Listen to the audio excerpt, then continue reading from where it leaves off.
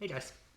Um, I want to start by apologizing. I did plan on having this posted late last week. Unfortunately, um, due to the events of last Tuesday, I did want to re-record this presentation. I feel like that context is necessary. Um, I am just going to give you a heads up now. I'm going to start this presentation, this video lecture. It's going to be a bit heavy. I can't promise I'm not going to lose my shit. But at this point, I don't even know. Like, I feel like it would be irresponsible of me to not lose my shit at this point. So, um, I suppose we're just numb to it at this point. Hell, I'm married to a teacher.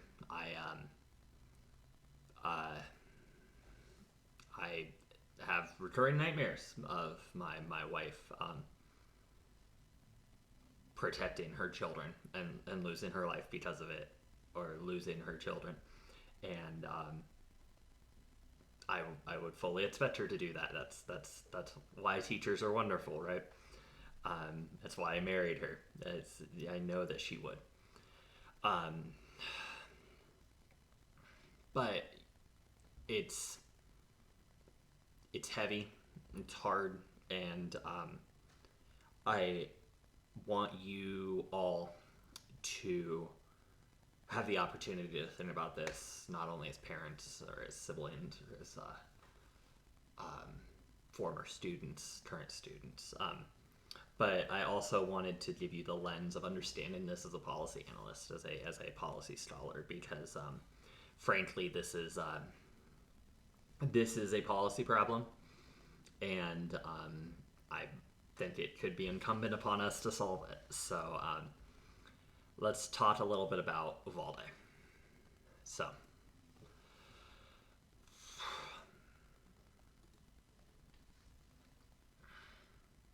The Onion has been running this news article, or this article, for so many years now. They run it with just minor changes with locations, times, places. Um, but every time it runs, it makes me sad. Um, this time, we've experienced this in nearly every community at this point, whether it was Parkland, Florida, Newtown, Connecticut, whether it was Littleton with Columbine, um, or whether it was Highlands Ranch with the other shooting at the technical school down there. Every time, it feels as though this is just an insolvable problem. I'm going to talk about this, and everyone will process this in their own way. This is a point of national grieving. If this will be too much for you, I completely understand. Feel free to skip ahead in the video to when I actually start the lecture. This isn't going to be on the test or anything, so you're free to move on. But on Tuesday, the 24th, an 18-year-old with 2 assault rifles gained entry to Robb Elementary School in Uvalde, Texas, which is about 90 minutes outside of San Antonio, where I do have family that are public educators and public administrators. He entered the school, entered the adjoining 4th grade classroom, where he took the lives of 19 4th grade children, and both instructors in the room, both teachers, over the course of an hour before he was eventually shot and killed by a team of Border Patrol agents. The details of this shooting are still coming out, and I know they're heavy, but I feel as though it's my moral responsibility to understand what's going on. But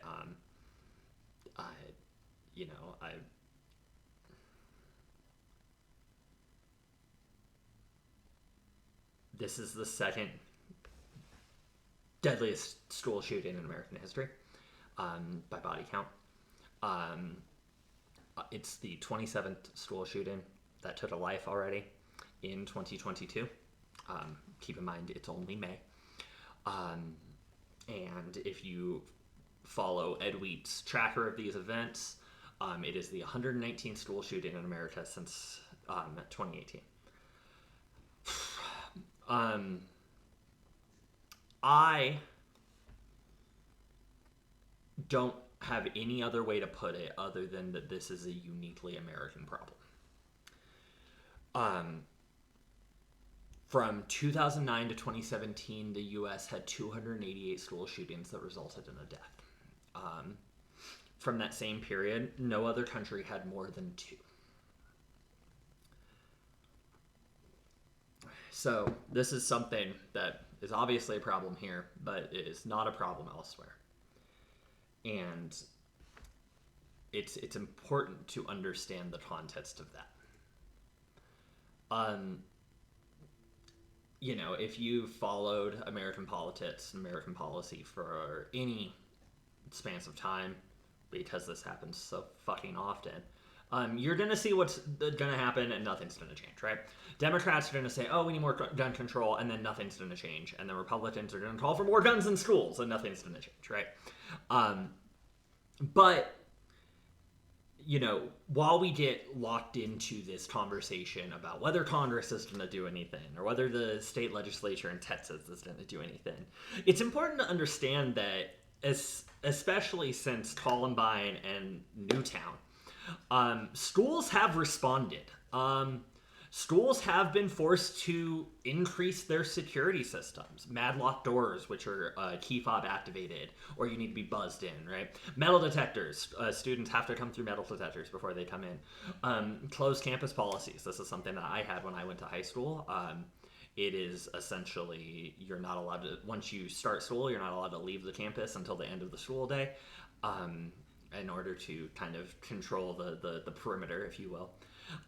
Schools have increasingly engaged with local police or even private security for more school resource officers. If you went to school in America, which many of you did, SROs are super common. You may know them by name. They are in every school, and their entire job is to be the good guy with the gun in the school. But as the husband of a school teacher, I think the most important consequence of this is that the burden of survival has fallen onto teachers and students. If you've ever taken a run, hide, fight training, it's fucking terrifying. But students see it every year. Teachers see it every year, probably more than once. I know that many of my wife's colleagues have taken personal defense classes at the teachers at Spence, and it is essentially been placed on them like, hey, we know the government's not going to do anything, so you better know how to not get shot. But it's important context for us to have when we think about this policy problem, because without a federal response or most state level responses, schools have been forced to do something. I mean, someone had to try to stop getting our kids killed. It's obviously not enough. But while the schools make that policy choice, federal government is also making a policy choice here. Doing nothing is a policy choice. If you ever do a policy analysis, do nothing is always one of the options. Everywhere else in the world, they have figured this out. As policy analysts, we can only look at Uvalde with one conclusion. This is the outcome that the American government has deemed acceptable.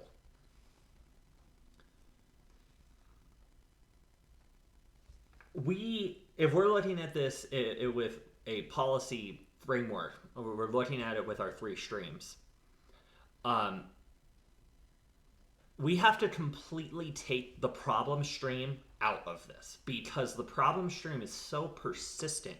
We see this happen so often that we are almost numb to any political or policy response. I want to be able to reassure you that the federal government can solve this and save children's life, but I can't. Until the country sees a massive systemic change around gun culture, mental health, and the safety of children, no significant policy change will occur. President Obama, after the Sandy Hook shooting, said that you can only judge the moral character of a country based off of its treatment of its children. And frankly, right now, I think you can do all the judging you can based off of that, because it appears as though we don't care. And you're going to read some rhetoric, and everything I'm going to say here is backed up by data, is backed up by deep analysis. This is not really even a debate at this point, but you hear some figures, most on the right, saying we need to harden schools, we need to arm the teachers, we need more good guys with guns. Schools have been hardened, okay? They do have additional security. It is harder than ever to access a school. Students repeatedly describe the prisonification of our schools. My late uncle, who was a superintendent of a school district in just outside of San Antonio, actually closer to Uvalde, described after Sandy Hook the amount of solicitations he received from these companies creating bulletproof doors and bulletproof blankets and desks you can flip over and hide behind and everything like that. And it doesn't matter if you buy that stuff. It doesn't matter. Hell, Robb Elementary School had security. They had the good guy with the gun in the room, in the area. Violence has not stopped. It didn't prevent anything. Another thing you're going to hear is that this isn't about guns. This is about mental health. And yes, of course this is about mental health. Because no sane person is going to grab an AR-15 assault rifle and go kill children. However, unless we fundamentally change the culture of mental health and multiply by magnitudes I can't even conceive of our investment in our behavioral health system in this country, it's not going to have any impact on this specific policy problem. And unless there is some sort of deterrence mechanism built in to where these people with these mental health problems are restricted or at least severely regulated in their ability to obtain a gun, it wouldn't stop any of these.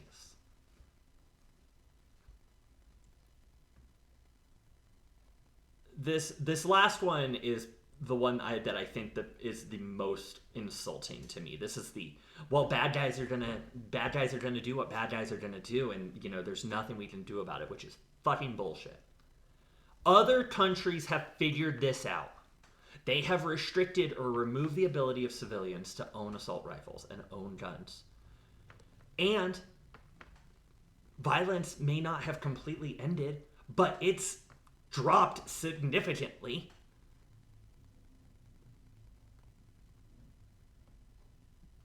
This shooter turned 18 years old, and he had the money and was able to walk in and purchase 2 assault rifles. Man, you can't even buy 2 packs of Sudafed. And yet he walked in and bought 2 assault rifles. Yes, bad guys are going to try to commit acts of crime. But by saying that because bad guys are going to do this, we shouldn't try, is an insult to every person victimized by gun violence in this country.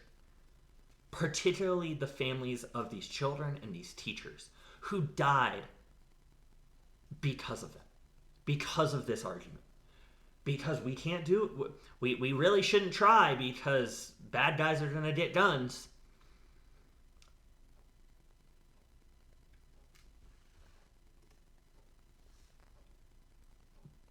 There is a solution.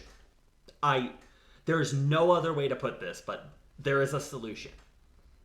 And let's run through a bunch of countries that we like to compare ourselves to that have figured this out. In the 1970s, both Germany and the United Kingdom had massive school shootings where nearly the amount of kids who died in the Robb Elementary School massacre were killed. Both of those countries responded by severely restricting gun access. And now mass acts of gun violence are almost non-existent in those countries. In 1996, this is perhaps the most famous example, Australia had a mass shooting in Port Arthur, Tasmania. The government of Australia created a gun buyback program and restricted individual gun ownership. And Australia has not seen a mass shooting since. New Zealand had a much larger individual gun culture than Australia did, but after the racist Christchurch massacre in 2019, they did the same thing. They had a voluntary gun buyback program, restricted and regulated gun ownership. If you're going to own a gun, you get to carry it from your house to the shooting range or your house to the hunting area. And New Zealand has not seen mass acts of gun violence since. Canada has done a similar thing. This is not a matter of not having the policy options. We have, in real time, we have a policymaker's wet dream. We have the ability to look at another country that experienced the exact same problem we did, tried something, and it worked. And then we watch countries over and over again do that. We have evidence.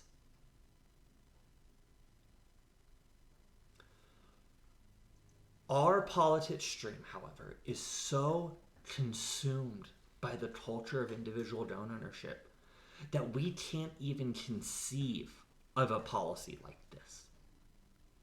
Hell, the US Senate didn't even try to vote on the most tepid, least efficacious policy options of gun registration and mandatory waiting periods. They didn't even vote on it because they knew it wouldn't pass. Those are two policies that wouldn't have stopped the shooting in Uvalde. But we can't even vote on that. In public policy, all we do is talk about trade-offs. Here's the trade-off. American policymakers have traded off the lives of children for individual gun ownership. That's a choice.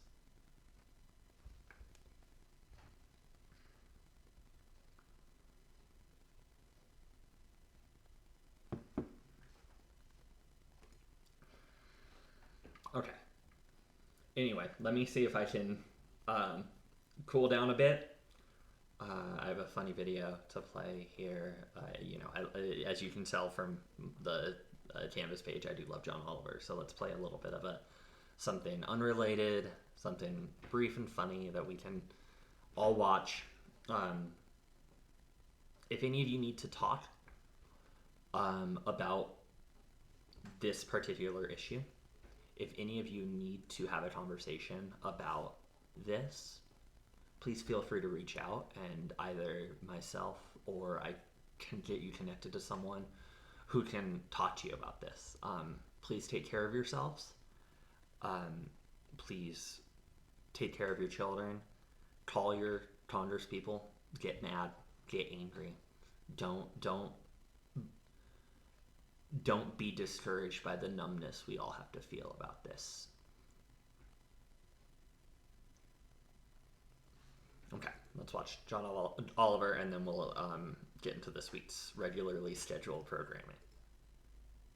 things people's fathers used to say. My father used to say there are three things you never change people's minds on: politics, baseball, and sex. My dad used to say, at times in life, it's important to call an ace an ace. When I was a kid, my dad used to say, son, don't look very far up the family tree. There's some stuff up there you don't need to see. My father used to say, if you draw a circle and shut me out, I'm going to draw a bigger circle and shut you in. My daddy used to say, it's Wednesday all day long unless it rains. I never did know what would happen if it rained. I guess it would just be rainy Wednesday. As my dad used to say, them are the rules. As my daddy used to say, you're going to have that.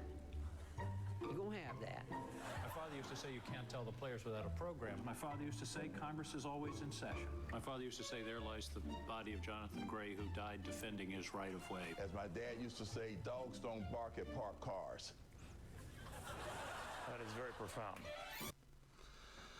All right. Let me see if I can gather myself here. Fed Ed Part 2. Electric Boogaloo, right? What are we talking about this week? So, I'm going to attempt a feat of college teaching acrobatics here. I'm going to attempt to weave together a couple of topics in order to paint a narrative for you about both the basis and motivation for federal education policy and the effects of that policy. We're going to start by talking about public goods theory. It's one of we've last week we talked about rational choice theory, perhaps the most influential economic theory in public policy. Public goods theory is a real close second, right? We're going to talk about how that connects to education, and then we're going to talk about the great equalizer of education, right? And how that can be weaponized through federal policy making, right? And then we're going to talk about standardized testing. It's a really important topic. It sets up a lot of our understanding of how education is administered at the state level, and also how that state administration plays out in the classrooms. This week's readings, I've tried to break them up by subject, if you will. So these are all readings about education as that great equalizer. So Grow Montgomery is a standard in education policy. Please read it and reread it if you need to. It's really important. Ostrom, this is a public goods theory. Vincent and Eleanor Ostrom outlined their public goods theory. Please read that as well. Kinloch and then Dee and Jacob talk about the great equalizer in education as well. And then, we've talked about it before, but if you haven't already, go read the Committee of 10 report, the Cardinal Principles Abridged report, and then all about No Child Left Behind, right? So there's an introduction from the Bush administration that it does a really good job of, I think, laying out the motivations and the policy goals of No Child Left Behind. The Pearson's handout also talks about that as well, and it's part of your reading response this week. And then the No Child Left Behind assessment is a really good linkage mechanism between what we've talked about these last 2 weeks and what we're going to talk about next week with states. And then this week's assignment is the Committee of 10 report and Pearson reading response. So let's get started. Please, before we continue, Mr. Crossing Guard says, read Ostrom and Ostrom. Pause it if you need to. Go read that first. Really, really important. All right, public goods theory. Oh, I'm going to start by talking about failure. I wanted to put in this slide here an epic fail meme from 2008, but they were all so cringy that I couldn't stomach putting them in one of my lectures. So instead, we don't get a joke, and I just did to describe it. So, despite what we all think, the government doesn't just get to do whatever they want. They generally have to be justified to act for some reason, and we in public policy call those failures. There are two types of failures that we're going to talk about. One is market failure. That is in a free market economy, the private sector is responsible for the delivery of goods, right? Milk is a private good, right? You don't buy milk, you exchange it with the grocer for a given price, and you obtain the milk. Free market, right? However, if the private sector fails to completely and adequately provide those goods, it constitutes a market failure. Great example right now is the baby formula shortage. The government had to step in because the free market was not producing enough baby formula. So the government has had to step in and attempt some sort of policy intervention to change it. The other type of failure is a government failure. So this is, in a free market economy, the government is sometimes in part responsible for the provision of some goods, right? If those goods are not provided, it also it constitutes a failure. Then, weirdly enough, the government has to step in to solve the government's problem. The other type of way that you might see a government failure is if a previous government intervention failed or has caused some sort of externality that they may not have anticipated. That also constitutes a failure. So be thinking about this when we start talking about public goods, because in the society we live in the system we live in, goods are provided by the private or public sector, and how those goods are provided is really telling in terms of the equity and the outcomes of those goods. How about goods, right? So to determine a failure, we have to determine whether or not a good is public, right? Vincent Eleanor Ostrom did a great job of synthesizing and solidifying how to classify goods, and they used two parameters. They used the parameter of excludability. So that is, can a good be denied to someone because they can't meet the terms of the seller? This is, if you can't pay for it, can you not get it? Or is it something that's easily accessible by everyone, regardless of the cost? And then subtractability of jointness of use. You'll see these used interchangeably depending on what you read. But this is essentially saying, does the consumption of a good by one party limit the consumption of a good by another party? Does me using something somehow restrict, prevent, limit, reduce your ability to use something? So those are the two criteria, and it creates this matrix here. So according to Ostrom and Ostrom, they have four types of goods, right? They have public goods, so these are limited subtractability. Me consuming it does not prevent you from consuming it, and it's also difficult, if not impossible, to restrict use. For example, air. Air is a public good, right? Me breathing in air does not prevent you from breathing in air. I cannot somehow restrict the air in my apartment to people who come in. If they come in, they're able to breathe the air in my apartment. Public radio is also another good example. And then we have toll goods. So these are goods that are not subtracted when they're consumed. So me consuming it does not prevent you from consuming it, but they are restricted.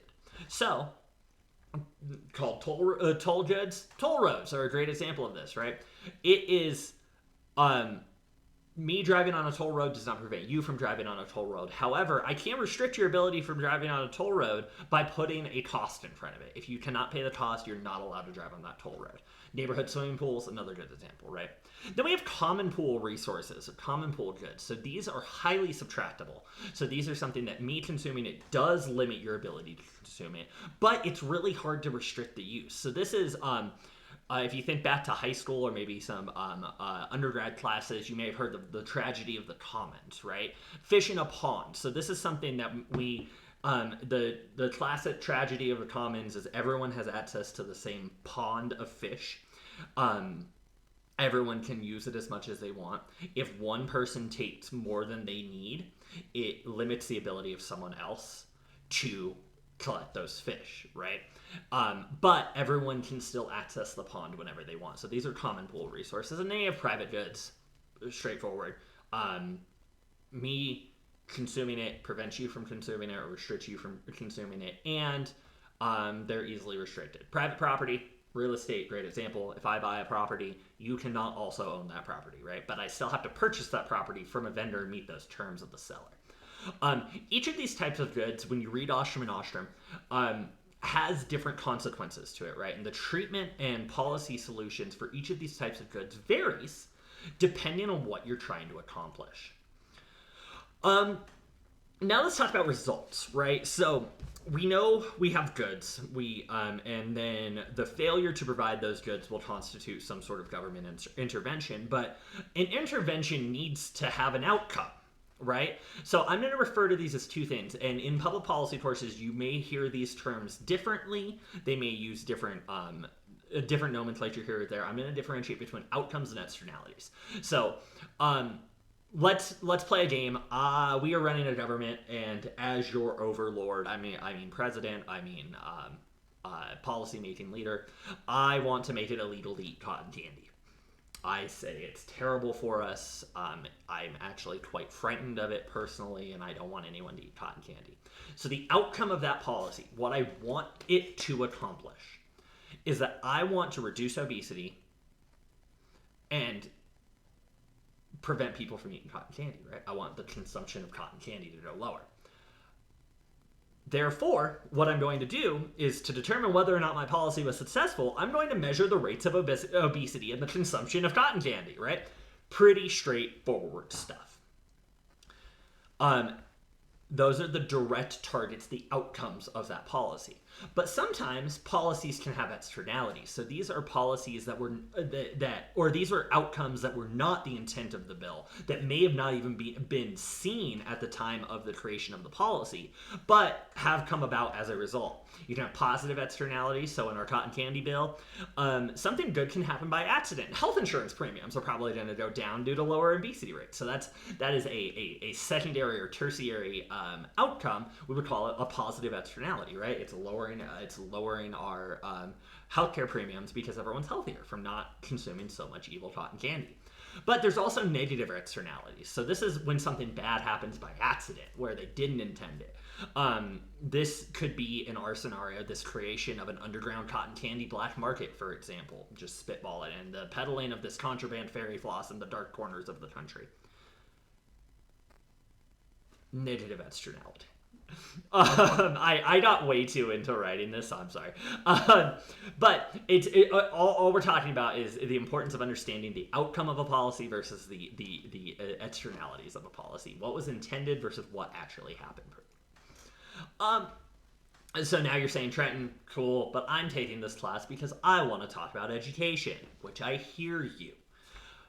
Ideologically, what type of good is education? We obviously want it to be a public good. We obviously want everyone to be able to access it. We don't want the consumption of education to restrict the consumption of another person of that education. However, practically, that's just not functionally what happens. You can make a lot of arguments, and if you disagree with me in this conclusion, I would love to hear it. But I would classify education as a toll good. It isn't consumable. I wouldn't say that the consumption of education by one person prevents the consumption by another. Now, you can say that things like enrollment caps are a subtractability problem. I think that that's a little too abstract here. I think that in essence, accessing education is equal, is not consumable.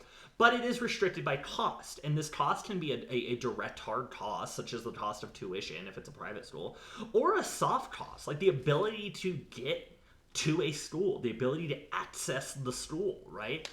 So education being a toll good, what are the consequences of that?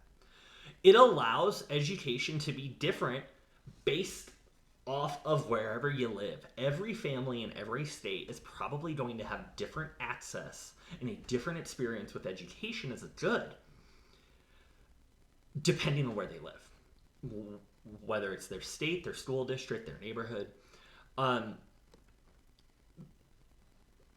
reason why I paint all this is that because education is a toll good, because it does have this unequal effect nationwide, the federal government has taken it upon themselves to step in and even out the effect of the toll, with obviously various levels of efficacy. But as we talk about the way that they level out this effect, I want you to be thinking about our outcomes, our externalities, and what the consequences of those outcomes and externalities are.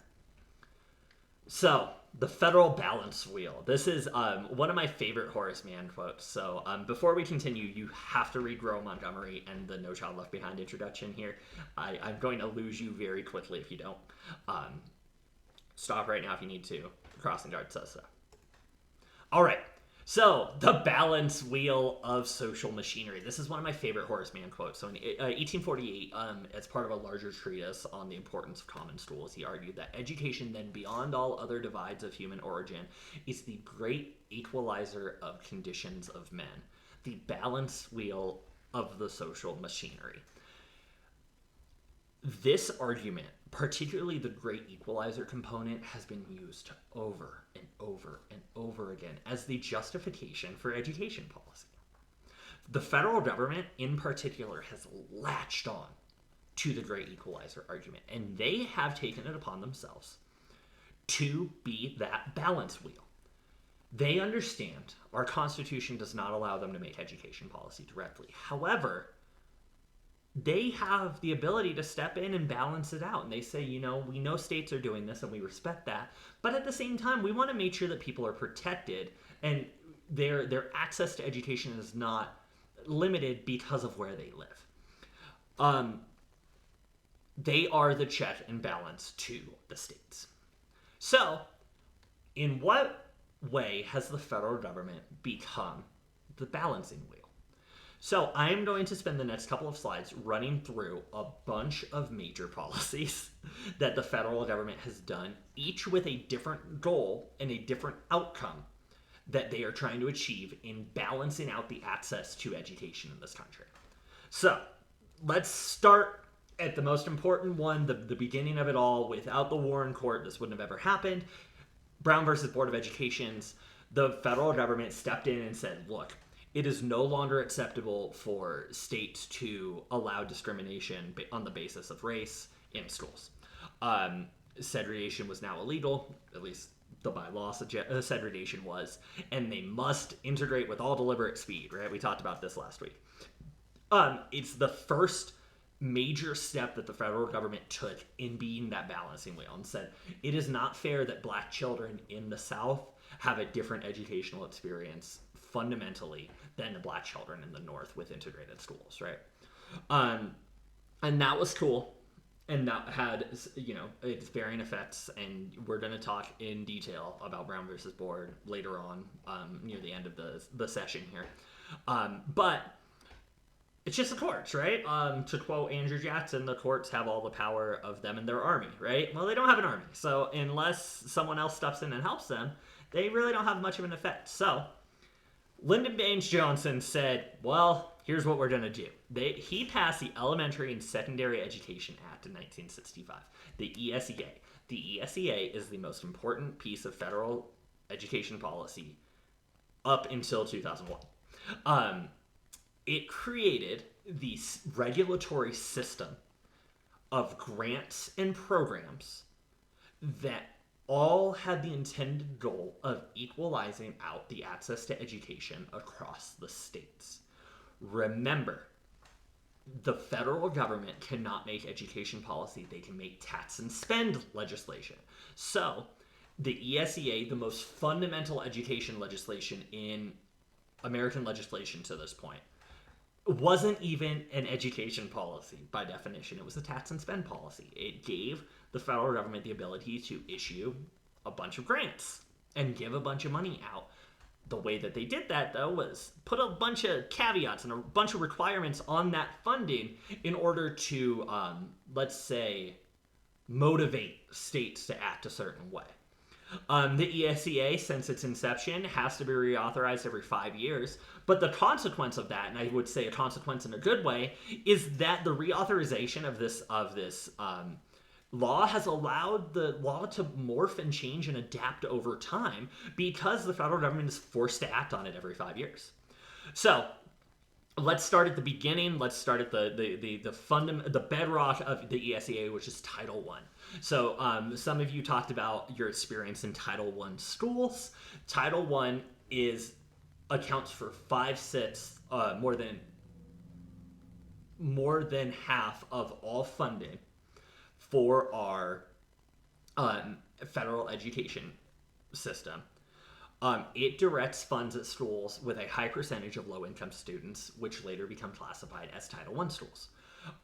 This system has been used to target specific funds for testing, for free and reduced lunch, and additional supports for extracurricular programs. The classification of Title I schools is fundamental to our federal education system. Without that, they would not be targeting their funds towards those who most need it. Again, balancing out this access, right? Balancing the experience. And then Title II. Title II was less, I think, influential overall, but it was about purchasing of textbooks for libraries and schools, and some funding for preschools as well. This was based on the argument that access to high-quality, up-to-date textbooks was central to high-quality education. Once again, because you live in a poor school does not mean that you should be experiencing a lesser quality education. Obviously, whether or not that actually comes true, we can talk about, but that is the goal of this, right? Then we have 1966, Title III mandated that schools do stuff when schools aren't in session. When you're not in that traditional K through 12 experience, they have to do stuff to continue to help people, because that's just providing the 9 months of education that most schools provide is not enough. It provided additional funding for bilingual students through the Bilingual Education Act. It also provided funding for those students' families. Same thing goes for handicapped students and their families, which is the Education of the Handicapped Act of 1968. These are fundamental to the federal understanding of education. They are there to promote equality, right? And then we have Title IV. This was all about grants for education research. This is based on this idea that states do not have the ability to have the best policies if we don't have the research to understand what the best policies are. Less important, Title V and Title VI are legal things I honestly don't understand very well. I don't expect you to understand them either. Then Richard Nixon got into office and he said, I hate the ESEA, and he is also not a crook. And so he passed the ESEA Amendment of 1969, which altered the funding structure a bit and provided additional supports for refugee students and students in low-income public housing. Title VI was introduced as a part of this, with more funding for people with disabilities, particularly focused on adults with disabilities. And then Title VII, included in these amendments, was federal funding for vocational programs. So this was Richard Nixon's attempt to expand beyond that K through 12 mindset and say, you know, we want to make sure people have the skills necessary to compete in our economy. And then in 1969 as well, separate from the ESEA amendments, we had Title VIII, which, when you're picking favorites, and you don't want to pick favorites of your children, but I'm going to pick a favorite section of the ESEA. My favorite section is Title VIII, because it did two things. It created the Gifted and Talented program, and it created the Federal Teacher Corps. These are two things that have ripple effects way beyond what the federal government was able to do here. So GT programs, some of you talked about GT programs in your reflections, and your retrospectives, which I really appreciate. And GT programs are special education programs. They're designed to provide specific instruction to students identified as gifted and talented. What the importance of a gifted and talented program is not only the fact that it encourages schools to identify students as gifted and talented because you receive this additional funding through Title VIII, but it also creates a really good case study for how schools choose to identify gifted and talented students. So in the early days, we talked about the evils of IQ tests. IQ tests were still being utilized, especially in the 60s and 70s. Standardized tests have now been used as that same measure. Some places, I know the school district I went to, gifted and talented the gifted and talented students were identified by teacher referral. So an individual teacher may say, hey, I think this student would qualify for this, and then they would be tracked into a specific thing. What's really fascinating about GT programs is that they have such disparate effects. So sometimes GT programs have actually been shown to lift children out of poverty, the cycle of poverty, and get them tracked towards a college education. And then other times it can lead to ostracizing these students, removing them from normal instructional areas, and hurting their social outcomes. Gifted and talented programs, if any of you are interested in it, I would love to explore this further with you, especially for your final project, because I think that this is a very active area of research and has a lot of implications today. The other cool thing that Title VIII did was create the Federal Teacher Corps. This was the federal government's attempt to get high-quality teachers into low-performing schools. Again, they didn't really create a program where they themselves were educating these teachers. Instead, it created funds for states and cities to create their own teacher corps that would then track high-performing teachers into these low-performing schools. The Trenten teacher corps, no relation.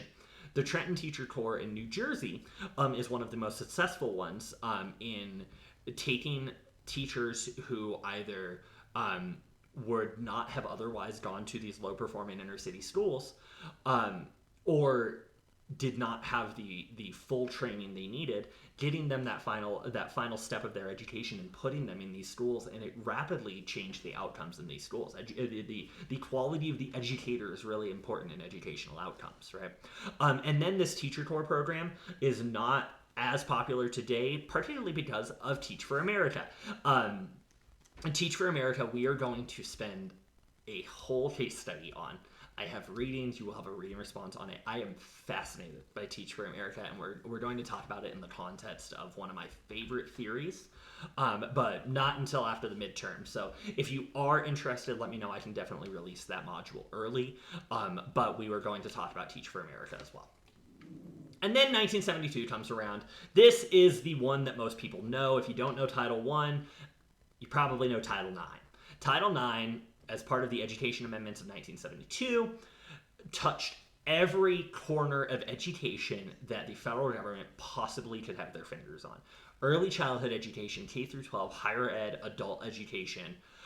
Title IX is the most consequential. While I love Title VIII, Title IX is the most consequential because it directly connected federal funding to preventing discrimination on the basis of sex. This said that every single piece of federal funding would be restricted if your school was found to have discriminated against people on their basis of their sex. This was really important to equality in the classroom because all of a sudden, girls who may have been receiving a different quality outcome, if we think back to the cardinal principles and what the consequences of those are, one of the consequences was that entire tracks were made for career women or professional women, where they are either trained in secretarial skills and shorthand, or they were tracked into home ec, into becoming mothers. Title IX said, no, girls deserve the same outcome. They said that just because you believe that girls shouldn't be in the workforce like men does not believe you get to teach girls that that's the only option. Really important. I also want to touch on the most recent development in the ESEA, which was the Title IX dispute over LGBTQ plus students. So if we think back to 2016, North Carolina and Virginia passed these horrible bigoted policies preventing students from accessing the restroom of their gender identity. A particularly outspoken student named Gavin Grimm, a transgender boy, sued the school district because they said that they were being restricted from using the bathroom that matched their gender identity.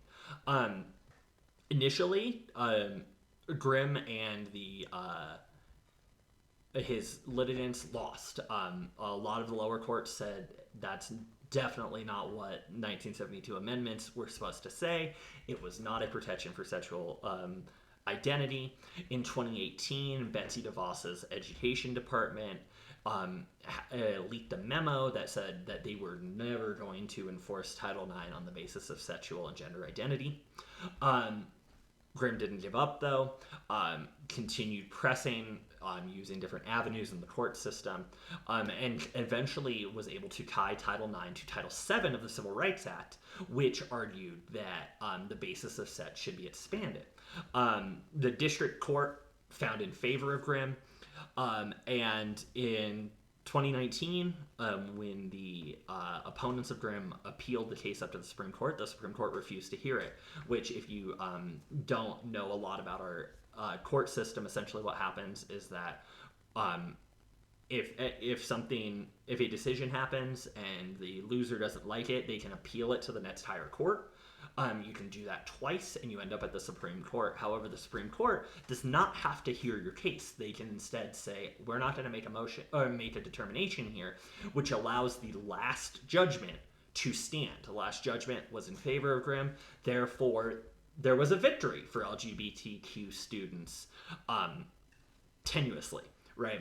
One of the consequences of the Supreme Court choosing not to hear it, as opposed to making a ruling in favor of them, is that the Supreme Court could theoretically revisit this in the future. They could come back and say, actually, we do believe that you can discriminate on the basis of sexual identity. With the way this court's going, I wouldn't be surprised if this came up.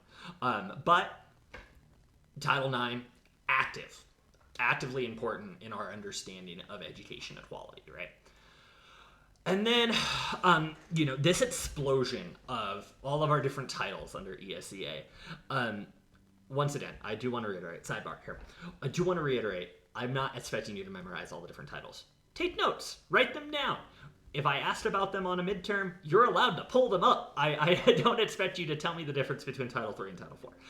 I don't particularly care about your memorization skills. So don't worry about that. Definitely take notes, understand the effect of it, understand the outcome that they were trying to have, but don't need to memorize it, right? Anyway, so all of this federal policy created a massive burden on federal administrators, right? Every single one of these grants had to be administered. There had to be what we would call an RFP, which is a request for proposals. That means that interested states, schools, districts would write a proposal about why they should receive the grant. Those proposals then had to be analyzed. Then grants had to be awarded and administered, which requires a whole lot of intergovernmental transfers and a whole lot of tracking of that money. And then they had to monitor whether or not the grants were being used appropriately. This is now turned into a multi-billion-dollar system, and they needed sound ways to analyze it. So the Carter administration created the Department of Education, which we talked a little bit about. The Department of Education is not an education first organization. It is a finance first organization. The experts, the career bureaucrats in the Department of Education are people who are experts in grants, who are experts in understanding the administration of grants. They have so much money they need to keep track of, right? And then the creation of this department led to the bedrock of the commission that Reagan later impaneled that published A Nation at Risk. One thing that A Nation at Risk kind of brought us down to earth on, so we're doing all these cool things for education equity, right? But A Nation at Risk kind of said, whoa, slow down, and said, do we know these grants are working? Because remember, if you A Nation at Risk, they did not say that these were working. In fact, they said our education was worse than ever. So, they had to come up with some different way to measure whether or not these grants would work. There's always been some system of standardized tests. In the 1980s, 1990s, the federal government generally required about 4 to 6 tests for students over the course of their schooling. There weren't a lot of consequences if a school didn't administer all those tests, but that was kind of their soft attempt at measuring student performance. That was how they identified high-performing schools, low-performing schools, high-performing students, et cetera, et cetera. But one of the problems is that prior to 2001, these systems were so varied from state to state that it was almost impossible to say that a low-performing school in Alabama was any better or worse than a low-performing school in Virginia because there was no comparable data to use. Risk exposed this failure, and we then were faced with a problem. We had no way to understand educational outcomes across states. We needed data. We needed the ability to understand whether or not the multi-billion-dollar worth of grants that we've been giving out are actually working. Step in, the hero of education, George W. Bush. George W. Bush announced and later passed his No Child Left Behind Act in 2001. It was the most consequential piece of federal education policy since the ESEA. The two major pillars of federal education policy that you need to understand are the ESEA and No Child Left Behind. No Child Left Behind is a reform of the ESEA. It's built on the back of the ESEA that restructured the way the Department of Education was to issue their grants. Primarily, they wanted the grants to be issued with more rigorous selection criteria. The No Child Left Behind Act was based on 4 pillars that the bill writers and promoters would argue are critical. So the first is accountability. The next is scientific research and what we would call data-driven policymaking. The third one is parental choice. And the fourth is local control. These are all the pillars of No Child Left Behind that got layered on top of our network of federal education policies through the ESEA. So here's the argument, the basic direction that No Child Left Behind tried to take our country. They said, you know what? We know parents need more choice. And so parents need the ability to understand whether or not their students' schools are successful in order to make the best decision for their students, right? For this to occur, No Child Left Behind understood that there needed to be some prerequisites. The first was we needed more data, right? We couldn't have comparable schools without comparable data. Therefore, they expanded testing to have data on student success. They also needed that testing to be comparable state to state. They needed a one-to-one comparison of schools. They needed to say, on this one test, this school district did better than this school district. And then it also required report cards on the districts and schools themselves to be sent to parents so that they could understand overall school performance and make the best choice. This was all based on the perfect information requirement of our rational choice theory. All of this reinforced the choice that parents have in education, all critical to our education outcomes according to No Child Left Behind. What else did it do then? Well, No Child Left Behind forced states to create and implement teacher certification systems. This was, kind of talking about Title VIII, right? This was the federal government saying, hey, look, you need to make sure your teachers know what they're doing. And then it also forced states to turn around failing schools. I love talking about turnaround schools and turnaround programs. We're going to talk about it a ton next week with a real life example. This required the states to come up with some sort of system to reform failing schools. And frankly, No Child Left Behind worked. I mean, it is indisputable that on the short term at the very least, outcomes of especially low-performing and minority students improved post No Child Left Behind. We can have a conversation about whether or not those outcomes are driven by the fact that the testing system was brand new and maybe would have measured quality different than the way that they did it before. But outcomes did improve due to No Child Left Behind. And then the other thing it did was it federally mandated the state sponsorship of private companies in the test creation market. Private education companies like Pearson are critical to our system. They are a linchpin. Without them, there is no standardized testing system, and therefore there is no way to understand whether or not our schools are doing well. And of course, our asterisks here. Remember that the federal government is not actually forcing states to do anything. They're essentially dangling the money out there and said, hey, if you want this nice little money, you got to do what we say. Which the courts have allowed this passive-aggressive style of policymaking over and over and over again. It's just our system now. So I'm going to give you guys some guiding questions before we dive deeper into standardized testing, because I want to make sure that this complicated serpentine story narrative I'm trying to create here is fully connecting. So remember, what is the role of public goods theory in education, and what are the consequences when we restrict access to education in certain locations? Then let's think about the connection of providing public goods, such as the provision of water or sewage, and the way that the federal government provides education policy as their balancing wheel, right? What is the purpose of each of those amendments, right? What did Title I do? What did Title II do? What did Title VII do? What did Title IX do? And why was each of them important to the federal balancing wheel system that they were trying to create? And finally, because of No Child Left Behind, what role does standardized tests play in the creation and provision of these grants, of this money that is so important to our schools' successes? This is the network we're creating. We have talked over the past 2 weeks about the history of education policy and how the federal government has had a really hard time trying to nail down exactly what their role is going to be. And we've seen these complicated interactions between the federal government and states and the federal government and individual schools, and how they are constantly on a tightrope, balancing their ability to actually influence education policy with their constitutional mandate not to do so, right?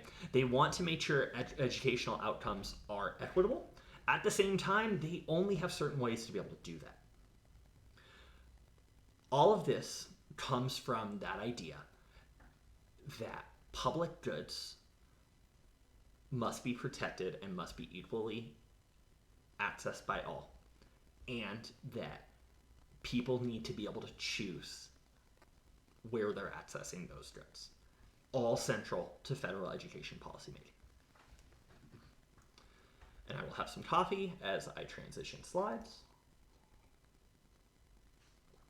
Testing!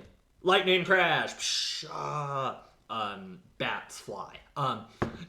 Standardized testing, huge. I grew up mostly in a No Child Left Behind world. I did nothing but standardized tests through my, basically from first grade on.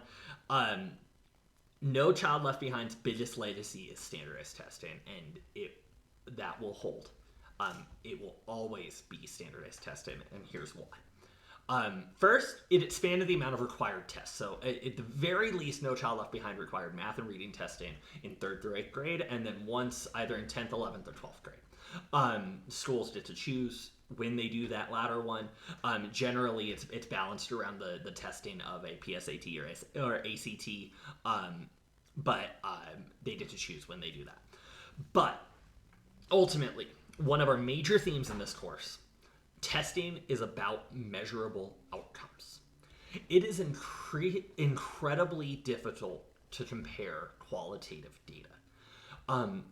If what we were doing was allowing teachers to provide their own opinions and an analysis of student performance, or even student writing samples, or we sent government officials in to inspect schools, that data may be valid, but it's incredibly hard to compare because the individual opinions of teachers of those government officials may change.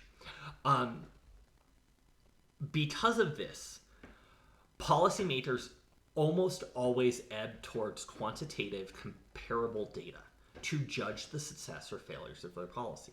Remember, our cotton candy policy was not judged on whether or not people liked cotton candy more or less.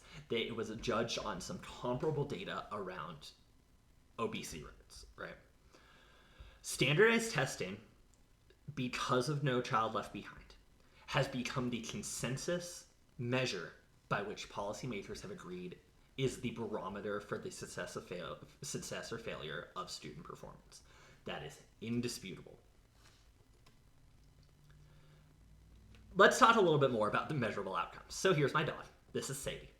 I want to find out whether or not my dog is cute because I look at this picture and I have no idea. Is my dog cute? So let's talk about different ways in which I could figure that out. Different ways I could get those outcomes. Well, the first thing is I could write down my opinion on the cuteness of my dog. I could say my dog is fine. She's kind of cute here or there, and that would be the outcome. That's what I would know. I could go and ask others to describe the cuteness of my dog. I could run around and hold her up in people's faces and say, "Describe my dog," and they would do that, and that would give me some understanding of how cute she is because I just can't figure it out.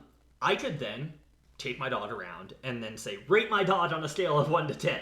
How cute is she?" And I could then run around, ask people to rate my dog on a scale of 1 to 10, and then grab someone else's dog and ask them to rate that dog as well. The purpose of this is to understand the most measurable and comparable data that we can collect on something.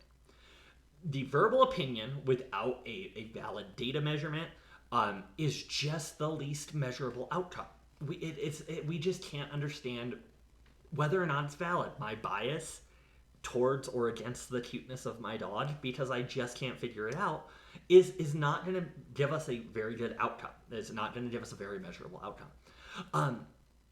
Asking others to describe my dog is helpful because it removes the bias from it, but it doesn't give me a lot of data on which to base that. It may say like, okay, well, my bias on the cuteness of my dog is not influencing them, but it still doesn't give me a lot of data. But if I go to other people and ask them to rate my dog on a scale of 1 to 10, then it gives me a data point. My dog averaged a 10.5 because that's just how cute she is. But that extra layer, right, making the data comparable is so important. By borrowing someone else's dog and asking them to rate that dog too, not only does it give me the ability to measure my dog's cuteness, but it allows me to measure my dog's cuteness in relation to other dogs. And frankly, after conducting this study, I found that my dog is pretty freaking cute. Okay, I digress. Standardized tests are essentially that fourth option. Speaking of my dog, hey, no thank you. Standardized tests are their fourth option. Standardized tests, as we currently understand them, are created by private companies to measure student performance. But measuring of the student performance is all based on how these scores are interpreted. If you have a teaching background, this is going to be repetitive for you. But I do think this is really important to understand, because the way you interpret that data is also important in understanding... Oh, I knocked down my camera. Oh, no. Okay, hold on. Now I got to make sure I'm still in stream. This is the hardest part of this. Okay, believe it or not, this is the hardest part of teaching right now. Okay, great.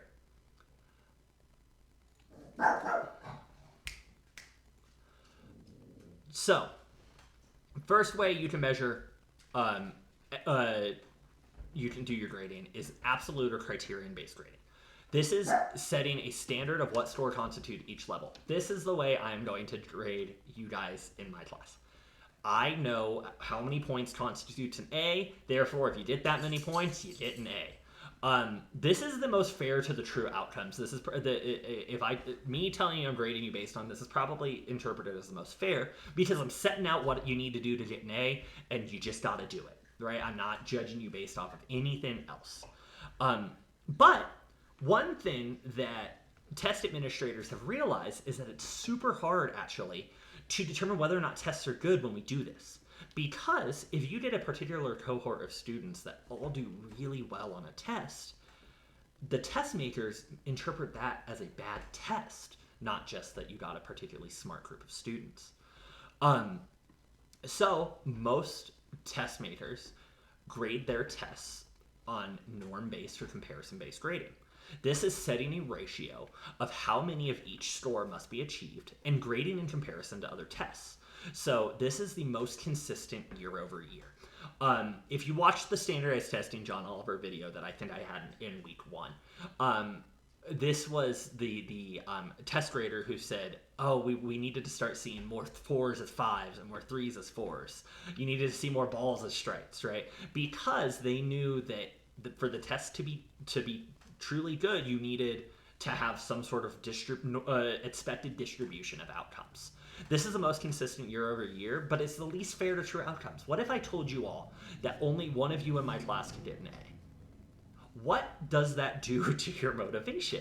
What does that do to the outcomes? Am I fairly judging you by saying that? No, I wouldn't get to teach another class if I did that. But this is how the standardized tests are generally graded. And then the more small p progressive way of grading that isn't generally reflected in most standardized testing, but is important to mention here, which is mastery-based grading. So this is grading based off of the student's relative mastery of a different subject in order to move on to the next grade or next subject. So this is the most flexible. This is also the least objective because mastery is generally relative. And it's often hard to implement with standardized testing because unless you're doing tests throughout the year, which some districts do, it's hard to understand that student's growth over the course of the year. You're just getting data point in year 4, data point in year 5, and that's all you have to work off of. Keep in mind, when we talk about each of these grading types, this is all speaking to the way that we interpret the outcomes of these tests. By having a more true outcome-based grading system, it does give us a more accurate reading of how students are doing. But we may miss a bad test or a system that is broken.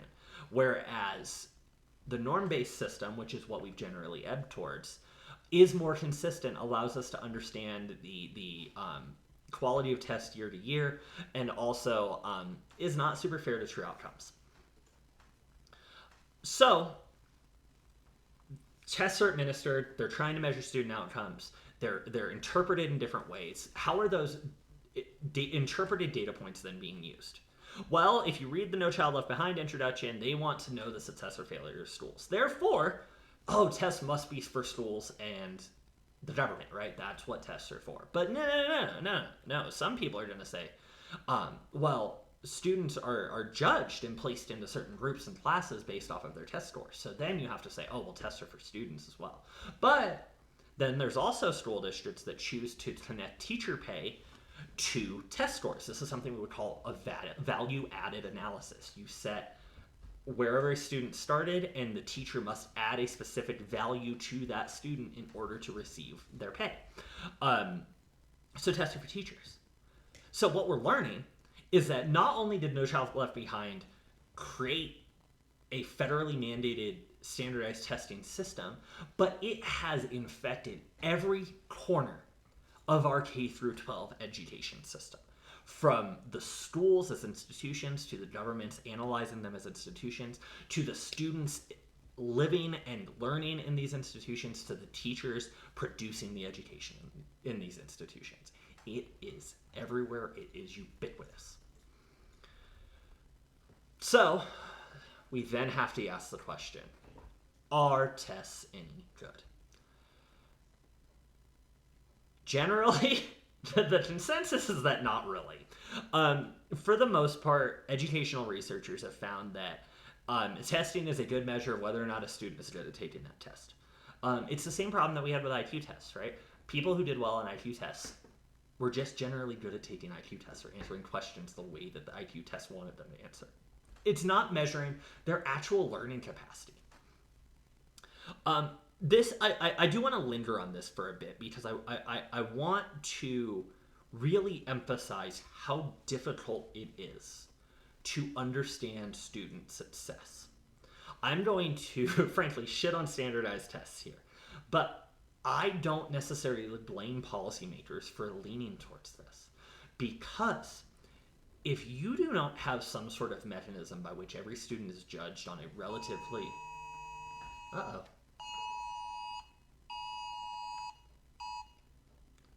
Oh no.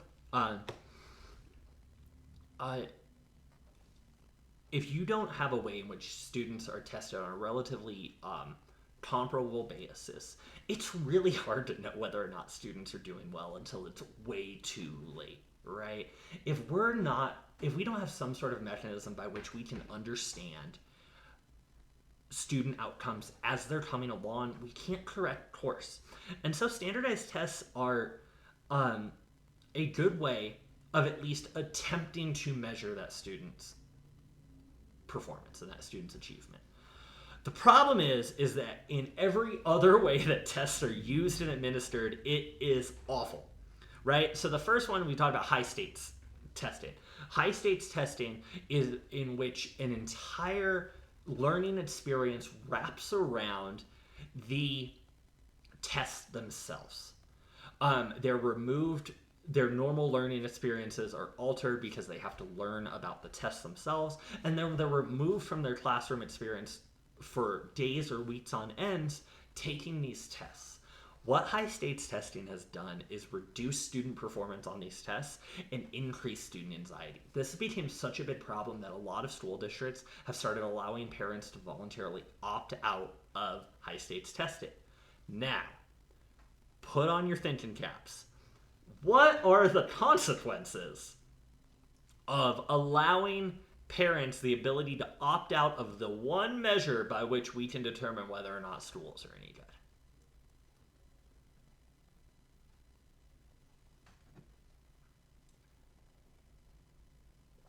This is why education policy is so messy, right? Because parents do have that choice. At the same time, giving parents that choice is making parents' ability to make that choice harder because we don't have a good data set by which to analyze whether or not students are performing well. Because of the states of the testing, teachers and administrators, I'm going to dip into public administration here, they're incentivized to do everything they can to boost test scores. Teaching to the test became a common strategy in a post-No Child Left Behind world. Schools restructured their calendars to spend weeks practicing tests, teaching content based off of the way that the test presents it, and even giving students strategies to maximize their test scores. This was always something that we talked about every year. It was like, is it better to leave an answer blank? Is it better to guess? If you have to guess or run out of time, do you fill out all C's? Do you just randomly guess each time? Because teachers and schools relied on us doing as well as we could on these tests. Standardized testing in this context took the art out of education and turned it into what could only be described as pure a scientific exercise as possible. Teachers have a limited flexibility to cater education to individual students, and they're often discouraged from using their experience to teach their subjects, their expertise to teach their subjects, in lieu of teaching the way that the test presents it. The way that Pearson chooses to present something like reading comprehension may not be the way that a specific educator chooses to interpret reading comprehension, but because the only way that we judge student performance is based off of the way the test presents it, teachers are forced to do that. So, the question we always have to ask is cui bono? Who benefits? If most educators agree that standardized testing sucks so bad, why are we still using it? I'd argue there's 3 reasons. We're going to talk about each of them.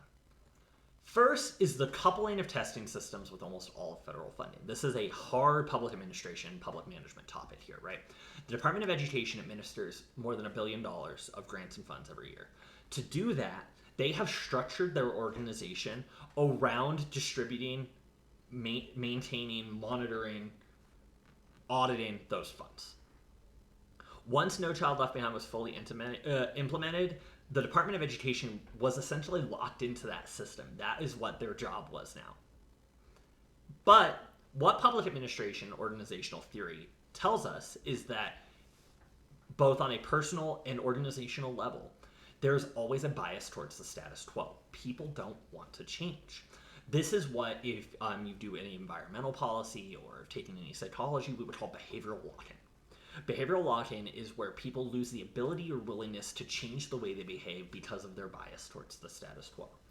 For example, if you have been walking the same way to the bus stop every morning for years and years and years and years, and it never changes, and yet one day a road is closed off and you have to walk a different way, what is your gut reaction to that? Oh, man, I have to walk a different way now. Because you don't like change. Humans don't like change. Thus, organizations made up of humans who don't like change generally don't like change. Therefore, because of this, there is a massive incentive for policymakers, whether they're legislative or administrative, to not make massive policy change. This is the argument for incrementalism, right? This applies to education and almost any other policy arena we would talk about that involves public organizations. This is the first reason why testing isn't going anywhere, because our entire federal education system is built around standardized testing now and the provision of the goods based off of standardized testing. 2, the other problem is that we don't know what the other options are. So we think back to our buddy Kindon. Kindon says that for a window to open up for policy change, we need 3 things. We need political will, we need a clearly agreed upon and salient issue, and we need a clear and novel policy alternative. Even if we had political will, even if everyone agreed that No Child Left Behind was bad, standardized testing was bad, we needed change, right now we don't really have another option. There's not a better version of standardized testing out there that we're just missing. If we go back to our discussion at the very beginning of this, right, where there is a clear policy option that we can take, standardized testing is kind of the exact opposite of that. Standardized tests are essentially the best of the worst outcomes in this situation. That doesn't mean that there aren't meaningful reforms that take place. A lot of people have argued for some of the following possible changes, which, if you're interested in standardized testing as your topic for your final project, be thinking about these because these are cool reform topics. The first is sample test taking. This hasn't been implemented on a wide scale yet, but it's very fascinating. So this is essentially saying, yeah, we need standardized testing, but instead of making every student go through it, let's take a representative sample of students and have them go through it each year. This allows us to reduce student anxiety, reduce some of that teaching to the test because, it's harder to know whether or not your student's going to be selected. And then it also allows for a softer interpretation of those results. It doesn't make us so beholden to that because it's merely a representative sample. This would be a really cool one to explore if you are interested in that, because I think there are some really cool pros and cons to something like that. The other one, which is becoming more and more popular, is called shadow testing, which I wish was cooler than it actually is. Essentially, this is where instead of doing a formal sit down, you take this test from this time to this time, you teach and do regular comprehension assessments or something like that are super low stakes, that all are secretly tracking student performance over time. Takes the pressure off of it, allows us to have a broader understanding of student performance. It does take away that concentrated set of data, but it is definitely an alternative that I think a lot of educators are interested in exploring. This is something that is going to continue our reliance on those private testing vendors, but it is something that they have shown a willingness and an opportunity to do so. The last thing, this is a little bit broader, a little bit more abstract, but it's something that internationally we see in places like Scotland, whereas we don't measure school performance based solely on student outcomes. Little controversial, I know, but essentially they create a matrix by which you plug in student performance, you plug in some sort of government analysis of the institution itself, you have walkthroughs or drop-ins where you're checking on the quality of the school, and you plug all of that in, and that produces what the proponents would argue is a more comprehensive understanding of school performance. This is something that is really interesting. I would be really interested to hear how it would be implemented in our system, whether it would have to be something that would be top down or whether an individual school district could try something like this out and use it as a microcosm that can be exploited at the state and federal level to greater effect. Those are all great reforms, but they're no true policy outcome. Because we don't have a true policy outcome, standardized testing is going nowhere. And finally, this is when I'm going to let my political scientist side show. Don't judge me. But there is a lot of money in maintaining standardized testing in education politics. Companies like Pearson are financially reliant on standardized testing being central to schools. Therefore, they spend millions of dollars lobbying at the federal and state level for protesting policies, and they're generally pretty good at it. The other consequence here is that the longer we use these companies and these systems, the more reliant we are on their data and expertise.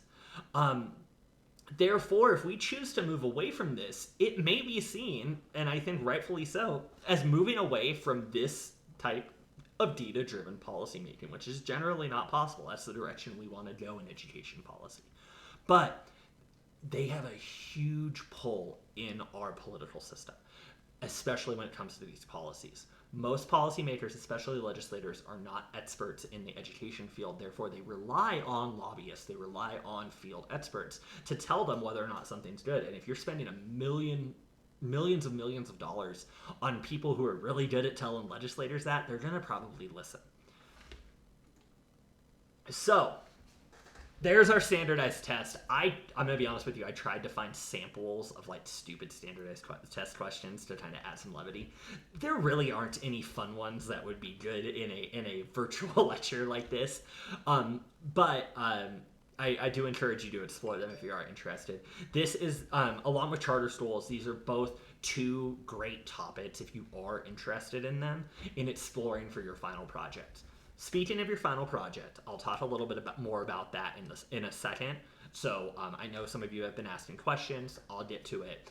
Let me give you your guiding questions for a reading response for this week, and then we'll talk about what we're going into next week. So again, standardized testing central to our education system.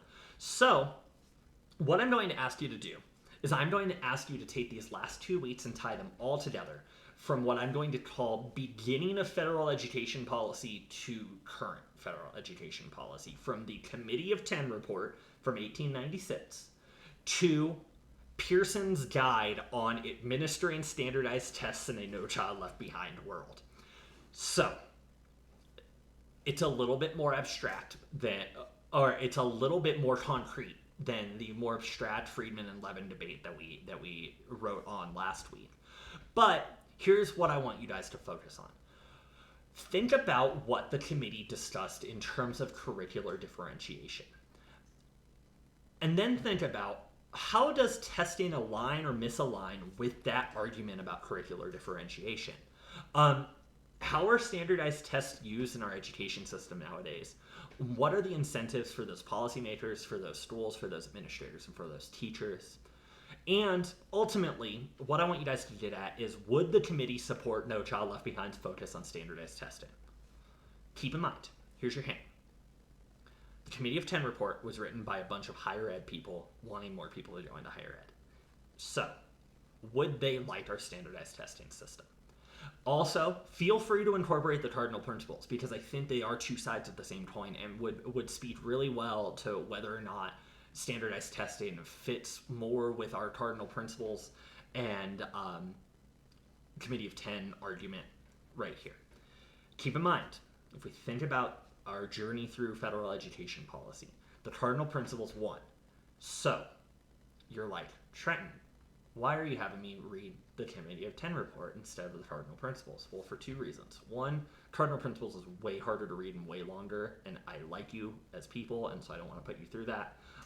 But two, I think that there are more interesting insights to be drawn talking about the Committee of 10 reports, the Committee of 10 report and standardized testing and No Child Left Behind than there are connecting it with the cardinal principles. I think it's a more interesting conversation. So that is your reading response for this week. What's next? So, again, Pearson Committee of 10. Complete the rest of our week 3 reading, including the Kinloch, the D&J Jacobs, the cardinal principles reading. And then also, it's a little denser, a little longer. It's a technical document, so it's a different style of writing. But read the No Child Left Behind assessment that's uploaded. This is the connective tissue that is going to get us into next week. If you want to have a head start in understanding state educational policy making, which you do, you want to read the No Child Left Behind assessment. Then also start previewing next week's core readings. Not as much reading next week, but it is a more intensive reading response, so I tried to balance that out. First is the Water 1969 reading, and then the Chapon and Bolden reading. An ed reading and a policy reading we're going to tie together with next week's lecture. And then also check Canvas. There are additional readings there. There's also a website that I want you guys to kind of get comfortable with, talking about the different topics in education policy. Remember that third reading response is going to be due on the 10th. That's going to be talking about a nation at risk overall. So it's going to be more of a retrospective now that we've talked about federal education policy and the states as education policymakers. What did a nation at risk do to our education system? So In terms of two big things, so one, we're coming up on the midterms so quickly, it's scary, I know. What I will do for the midterms is I'm going to post a separate video that is outlining what the midterm is going to look like and what I expect of you guys. There will be a separate rubric, so you know exactly what I'm grading the rubric, the midterm responses on. And then the week before the midterm, I'm going to release topics that I want you guys to think about, and I'm going to select from those topics when I post a midterm question. Those topics could be anything from something as broad as equity in federal education policy making, which wherever would you look for those answers, to something as specific as the debate between Friedman and Levin. So those are going to be some major thematic questions. I'm going to post some general guiding questions that you can study up on beforehand. I'm going to then release one selected question that will be slightly different than those guiding questions that you will then have a week to respond to. There will be no video lecture that week, no other assignment due that week. I take that back. I may have changed it for the final project proposal to be done that week. I'll have to double check. If so, we're going to talk about that too. But next week I'm going to post a separate video where I'm going to talk about your final project, because I really want you guys to be thinking about that. With how quickly the summer is going to fly by for us, I want you guys to have that in your sights to start thinking about as we discuss in more granular detail education policy overall. So we'll talk about what that's supposed to look like, what sort of type of writing I'm looking for. I think it's a really cool project. I hope it's something that you could turn into a writing sample if you do end up going into some sort of policy related field. But I'll post that next week as well. So, sorry for the really heavy discussion at the beginning of this. It's really important. Hope I don't have to have that conversation again. Like I said, if any of you guys need to talk about the events of this week, please reach out. I can either do that myself or get you connected to someone who can. I want to thank you guys all for getting everything turned in on time. I think we have a really good assortment of students in this course, and I'm really excited to hear you guys' perspectives as we get into these more complex reading and writing topics. So we'll see you next week.